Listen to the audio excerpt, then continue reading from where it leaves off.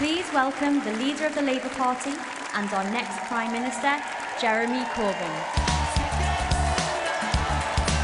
All together now, Jeremy Corbyn's accompaniment and his message to members and the nation during fractious political times, not least in his own party. Towering above it all, Brexit, an attempt to rally the troops ahead of what they expect to be an imminent constitutional showdown. If Parliament votes down a Tory deal, or the government fails to reach any deal at all, we would press for a general election. They're hungry for an election not in their gift. But hang on, what about the painstakingly agreed referendum policy compromise? Ah, yes, eventually, for those listening carefully. Failing that, all options are on the table. And then perhaps the core surprise of the speech, what sounded like an offer to back up the Prime Minister he's trying to remove. But let me also reach out to the Prime Minister. You see, I reach out to everybody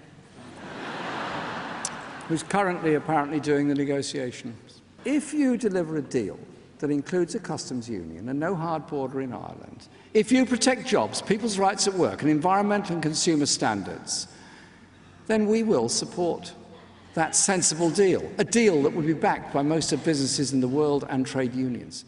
But if you can't negotiate that deal, then you need to make way for a party that can and will. A Brexit helping hand from him to Theresa May? Really? No. This is a party expecting an imminent Brexit breakdown, and they want to pin that squarely on the government and the Prime Minister as the Corbynites assume control of this party from top to bottom.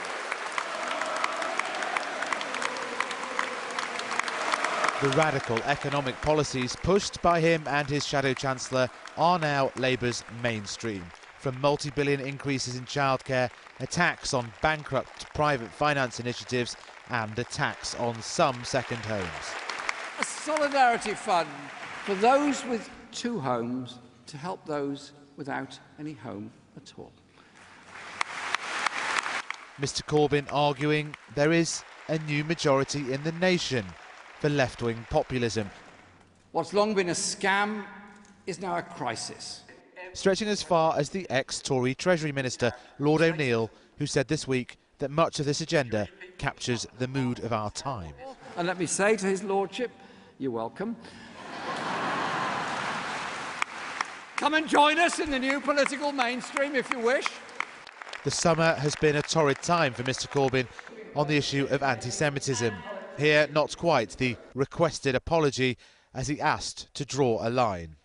I say this to all in the Jewish community. This party, this movement, will always be implacable campaigners against anti-Semitism and racism in all its forms. We are your allies. But at the end of an hour-long speech, a rallying cry to rebuild a divided country. Build a Britain for that security together, and we can! Thank you, conference!